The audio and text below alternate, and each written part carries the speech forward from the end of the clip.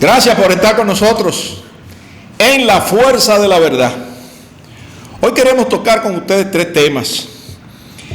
El primer tema es una mezcla de algunos aspectos conceptuales pero prácticos, porque se llevan a cabo cada vez que uno planifica hacer algo, ya sea de una manera explícita o implícita, pero sobre todo cuando queremos hacer las cosas bien y las instituciones asumen con seriedad el modificar el status quo, es decir, dejar el escenario donde se encuentra en un momento determinado, pensando hacia futuro, cuál sería ese escenario deseado, para entonces establecer objetivos, planes de acción que permitan avanzar a ese nuevo escenario. Y evidentemente la República Dominicana ha hecho este ejercicio innumerables veces. Cada año se presenta al Congreso Nacional el presupuesto que va a tenerse para el año siguiente. Pero desde el año 2012, la República Dominicana asumió el hacer efectivo, implementar y lograr los objetivos que se establecieron en la Ley de Estrategia Nacional de Desarrollo. Nosotros como país siempre hemos sido comparón y no nos gusta arroparnos hasta donde la sábana nos da, y muchas veces por querer quedar bien, como decía Facundo Cabral con el amante rubio, asumimos una serie de objetivos y compromisos que están fuera de nuestro alcance, pero como hay que quedar bien, hay que incluirlos, ya sea en el presupuesto y en este caso en la Ley de Estrategia Nacional de Desarrollo, un tema que hemos tocado muchas veces, pero que hoy lo queremos volver a tocar, enfocándolo específicamente en relación a la parte financiera. Y en ese sentido quiero primero recordar algunos temas, algunos conceptos que son fundamentales, porque cuando se quiere administrar por objetivos, y a mí me parece que ha sido el deseo de todo este tema de planeación, de una estrategia de desarrollo, pues algunos objetivos específicos se quieren perseguir, además de romper con una serie de culturas y tradiciones políticas y culturales del país que no permitían que se le diera continuidad a las ejecutorias del gobierno, porque cuando se cambiaba de gobierno automáticamente se dejaban de hacer cosas, se olvidaban cosas que eran importantes para dedicarlas a las actividades de la nueva gestión. Pero estos objetivos, desde el punto de vista conceptual, estas metas deben ser retadoras en el sentido de que deben permitir mejorar la situación actual en donde nos encontramos, en las distintas entidades o en los distintos ejes estratégicos que sean fundamentales. Por eso también los ejes estratégicos, que son áreas de desarrollo que se consideran importantes, también se establecieron en esta ley para dentro de cada eje circunscribir algunos objetivos específicos, a los cuales se le desarrolló un plan de acción. Entonces, esos objetivos retadores para poder modificar el status quo del país y de las distintas áreas de gestión que son fundamentales, también estos objetivos deben ser alcanzables. Es decir, nosotros no podemos pretender en un horizonte de tiempo, digamos de 10 años, de 20 años, en el 2012 fue que se promulgó esta ley, estamos en el 2024, del 12 al 22 son 10 años. En 10 años lograr una serie de cosas donde nosotros venimos con una situación de ser todavía un país en vía de desarrollo y no nos podemos comparar con otros países. Por lo tanto, los avances que de hecho se han logrado con la implementación de esta ley y el perseguir una serie de objetivos ha sido muy mínima. Sobre todo por el impacto que tuvo el mundo completo con la pandemia en la República Dominicana, a pesar de toda la manipulación estratégica de las cifras, pues no es verdad que se escapó de ese impacto. Y entonces también tiene un rezago en materia de la persecución de estos objetivos, de perseguir estos objetivos. Estos objetivos deben ser alcanzables, deben tener un plan de acción.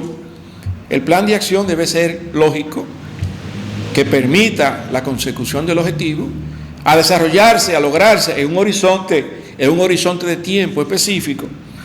Pero también se debe establecer el responsable. ¿Quién es el responsable o los responsables de hacer que las cosas sucedan? ¿Quiénes van a ser los agentes de cambio? ¿Quiénes van a ser las personas o entidades que van a colaborar con este proceso, con este proyecto, para lograr implementar y lograr los objetivos, para la redundancia, que se establecen en el plan? Y en esta parte es importante destacar que no solamente es el gobierno o los gobiernos de turno que asumen, ya que se puso por ley esto, el cumplir con la ley, pero si no se cuenta con el apoyo del pueblo dominicano, las cosas no suceden. Y por eso es importante subrayar esta parte. Antes de entrar en detalle de lo que ha ocurrido recientemente, evidentemente estos planes de acción no se pueden implementar, no se pueden llevar a la práctica si no tienen un presupuesto. Porque la mayoría de las actividades, acciones, tareas implican el uso de recursos. Esos recursos casi siempre, además de la parte humana, están los recursos financieros que son necesarios para poder hacer que las cosas sucedan. Entonces, si podemos tener un plan muy bonito, perfectamente diseñado, bien documentado, pero si no se tienen los recursos para llevar a cabo las actividades y tareas, entonces tendríamos un plan con un vacío financiero imposible de realizar. Y fíjense cómo esos elementos, que deben ser retadores, pero deben ser alcanzables, deben tener un horizonte de tiempo, no pueden o deben tener un vacío financiero, porque con un vacío financiero no es posible. Y entonces, en ese sentido, está también el compromiso que deben asumir supuestamente los partidos políticos, de que si se da un cambio de gobierno, se le dé continuidad al perseguir estos objetivos para que no caigan en un vacío. No solamente financiero, sino en el olvido. Para nadie es un secreto lo que ocurre. Yo me enteré recientemente de lo que ha ocurrido con un instituto dedicado a la medicina en la ciudad capital, que se comenzó a hacer en un periodo, llegó a un 70-75%, y sencillamente al cambiar de gobierno se descuidó, no se le ha puesto más la mano, no se terminó nunca.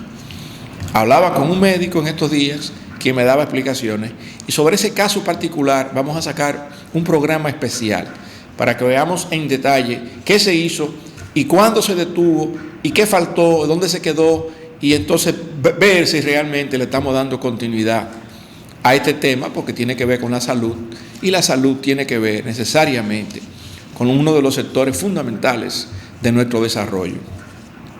Entonces, ese paradigma de la continuidad parece ser un paradigma engañoso, porque la cultura que tenemos en el país definitivamente puede más que la misma ley. No importa que lo diga la ley, la cultura política que tenemos es que como ahora me toca a mí, y como todavía tenemos la barbarie y el anatema, es decir, la maldición de lo que es la reelección en este país, entonces yo cuando llego, como yo quiero reelegirme, a mí no me importa lo que el otro haya comenzado, yo no lo termino, me enfoco solamente en lo mío, para entonces poder decir en el tiempo, yo hice esto, esto y esto, y entonces ahora voy a optar por la reelección y la gente me apoya. Porque una de las cosas que la gente piensa, pero es que no se ha hecho nada, solamente préstamo, pero no se ve lo que se ha hecho. Y entonces, por esa razón, los gobernantes se olvidan, por esa cultura que tenemos. Entonces la continuidad que uno de los objetivos que se perseguían con el tema de la ley de la Estrategia Nacional de Desarrollo, para que todo el mundo asuma y se monte en el mismo caballo, y no importa que se cambie de gobierno, si se tiene institucionalidad y respeto a los temas de la estabilidad, de los temas que se deben desarrollar para que haya continuidad, pues entonces no importa que haya un cambio de gobierno, porque se va a seguir desarrollando el país y se va a seguir avanzando y tratando de lograr los objetivos. Esto siempre se cae. En la práctica se ha caído. Entonces, hay que ver ahora si se logra en algún momento de que la reelección presidencial y de todos los órganos constitucionales y demás cargos electivos, pues se termine ese tema de la reelección. Que nadie se pueda reelegir en este país, para que se acabe con ese cuento. Porque además, ese mismo tema de la reelección ayuda muchísimo a la corrupción.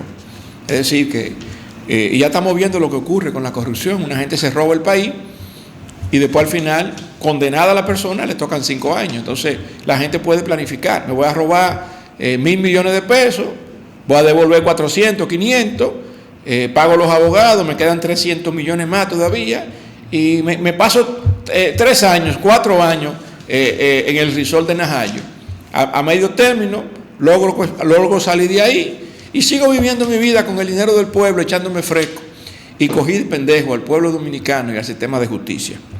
Entonces, esa corrupción administrativa que se da es parte del problema, por lo cual la gente no cree en los funcionarios, en el manejo del presupuesto y cómo se manejan las cosas.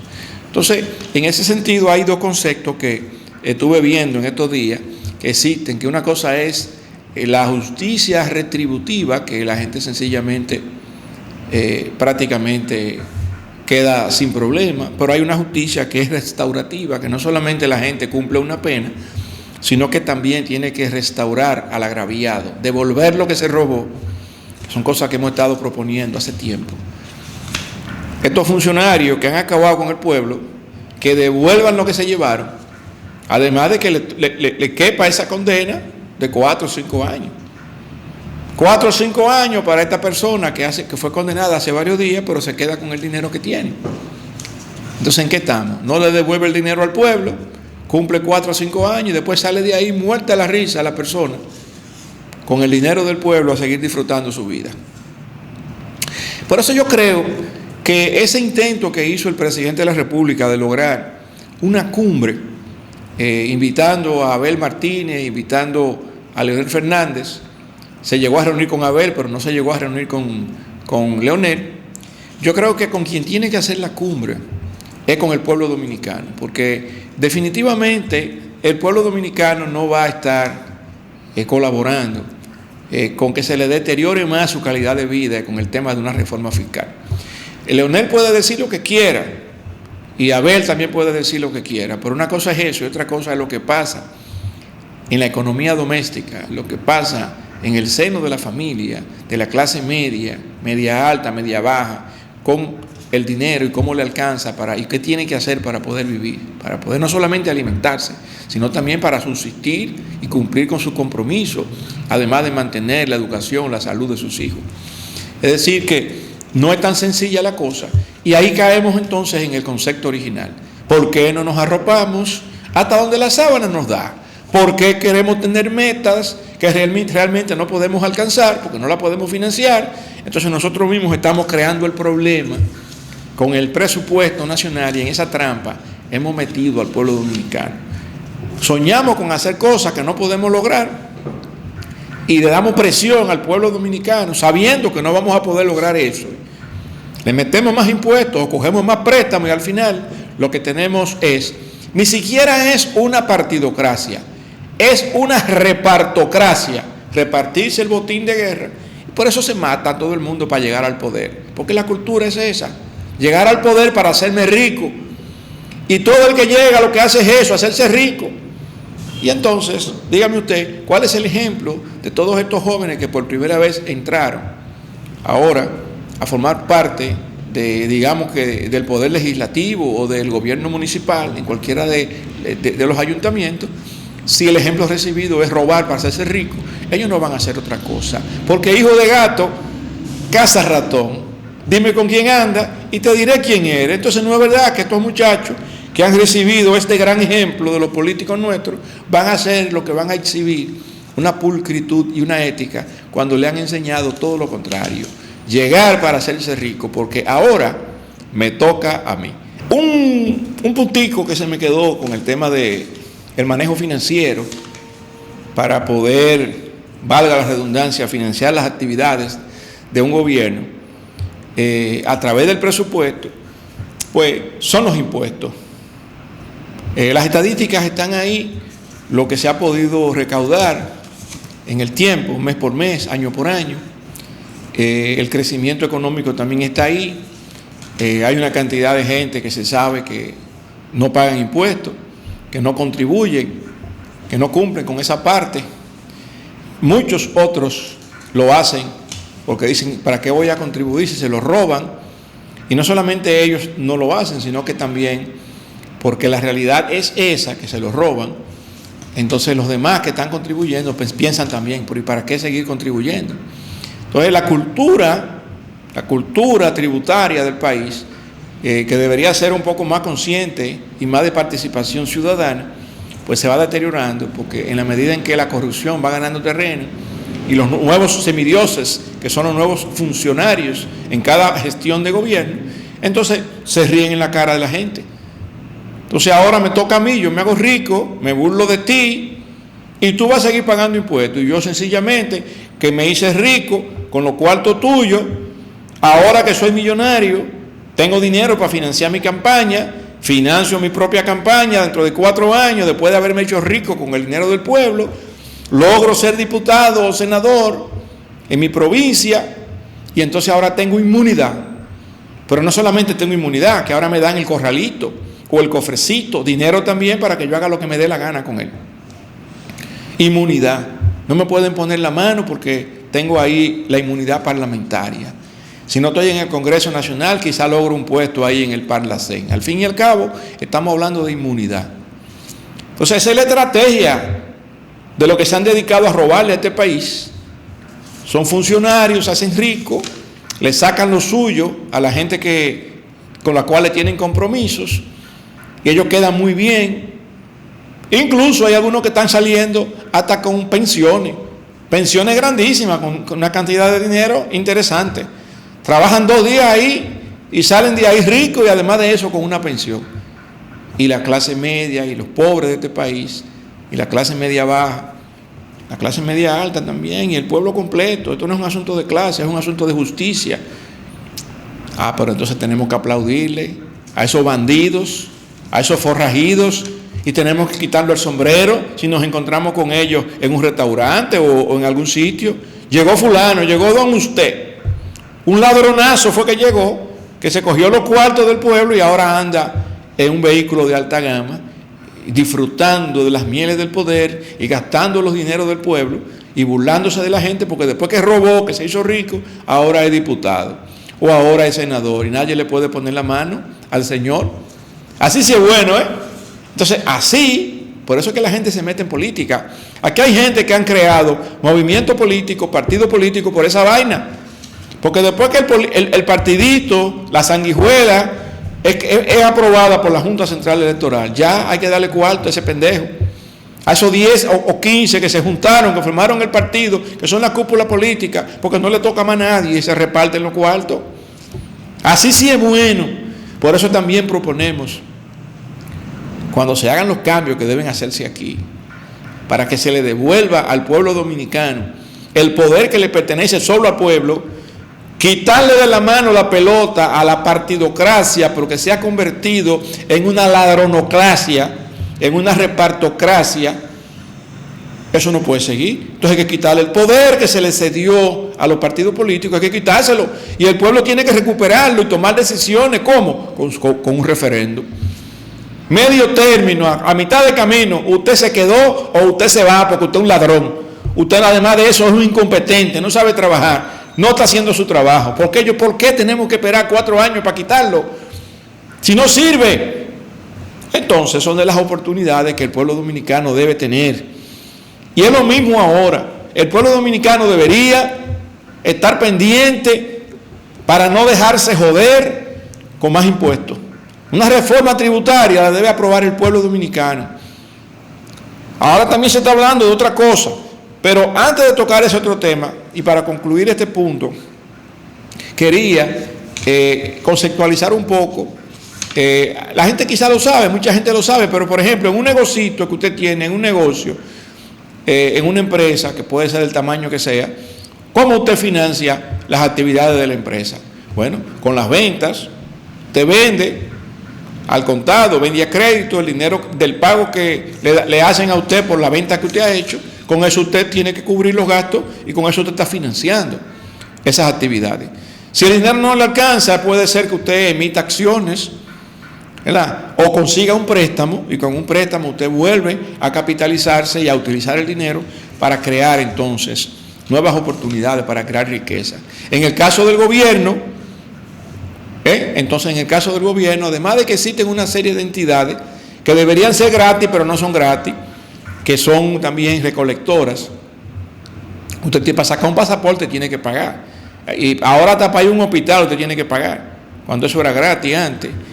Entonces, hay una serie de oficinas que sencillamente cobran un impuesto, más impuestos, porque este es el país que más impuestos tiene. Entonces, las actividades del gobierno se financian con los impuestos, ¿verdad? Y al mismo tiempo también se pueden financiar con la emisión de bonos soberanos o de deuda. El país se endeuda y con ese endeudamiento entran recursos frescos y entonces se financian las actividades. También, algo que casi nunca se menciona, pero que ocurre, tiene que ver con la emisión de dinero, que mucha gente sabe que a veces se emite dinero inorgánico, sin ningún respaldo, y también eso pone a circular dinero en momentos específicos. Con ese jueguito de poner a circular más dinero o retirar dinero, se ha estado manejando el tema del control, no solamente de la masa monetaria, sino también el control de las variables macroeconómicas, sobre todo las que tienen que ver con la prima del dólar. Mientras más dinero hay en la calle, más presión hay, la gente queriendo comprar dólares, y eso hace entonces que el precio del dólar suba, y al mismo tiempo que al subir el precio del dólar todo lo demás se encarezca y haya más inflación. Pero el otro tema que quiero tocar, ya saliéndome de esta parte financiera, tributaria y de la Estrategia Nacional de Desarrollo, que yo vengo diciendo desde el año 2021 que hay que revisarla a profundidad, no solamente porque hay metas inalcanzables, sino porque hay temas ahí que hay que sacarla de la ley. ¿Cómo vamos a tener por ley un pacto de refugiados, o un pacto migratorio, o un pacto fiscal, o un pacto eléctrico? Los pactos son cosas que se hacen en un momento dado, pero usted no puede meter un pacto en una ley. Ahí hay temas que tienen que ver hasta con la ideología de género de alguna manera u otra, como si fuera un aplauso que merezca la Agenda 2030 y la ONU, que han recibido críticas a nivel mundial por ese abuso que se tiene contra la familia de la humanidad, con la familia del hombre, con la familia del mundo. Hay muchas críticas porque se están queriendo forzar cosas que van a destruir la familia, van a envenenar la sociedad. De hecho, lo están logrando. Hay sociedades ahí que están haciendo cosas que la gente no pensaba nunca que iban a ocurrir. A pesar de que el Papa dijo hace un par de días que iba a prohibir que sigan dándole cabida a homosexuales en el seminario para hacer cura. Y el mismo Papa lo dijo con sus palabras textuales: hay demasiada mariconería en los seminarios. Pero ese no es el tema.